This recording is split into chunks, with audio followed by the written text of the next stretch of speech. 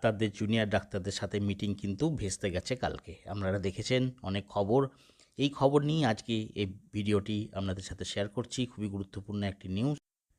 তো এখানে বলার যেটা বন্ধুরা, এখানে দেখুন একটাই জিনিস, এখানে আপনারা জানেন যে একবার নবান্নে গিয়ে লাইভ স্ট্রিমের জন্য ওনারা দাবি করেছিলেন, তারপরে ওটা হয়নি। কিন্তু ওনারা 32 জনের একটা টিম নিয়ে গেছিলেন, 32 জন বা 34 জন সবাইকেই কিন্তু সেই মিটিংয়ে এন্ট্রি করতে দেওয়া হয়েছিল। ঠিক আছে, এরকম না যে 15 জন বলেছিল বলে 15 জনকেই। তো এখানে একটা মিটিং করাই যেত। গতকাল যখন আবার কালীঘাটে যাওয়া হলো, কালীঘাটে কিন্তু কখনো এই লাইভ স্ট্রিমের কথাটি কেউ উল্লেখ করেননি জুনিয়রের ডাক্তারদের তরফ থেকে। অতএব সেখানেও 32 জন 35 জন মতো লোকজন গেছে জুনিয়র ডাক্তারদের তরফ থেকে, সেখানে ঢুকতে দেওয়া হয়েছে 32 জন 35 জনকে। কিন্তু লাইভ স্ট্রিমের ক্ষেত্রে সরকার যেটা বলেছে কি, আমরা লাইভ স্ট্রিম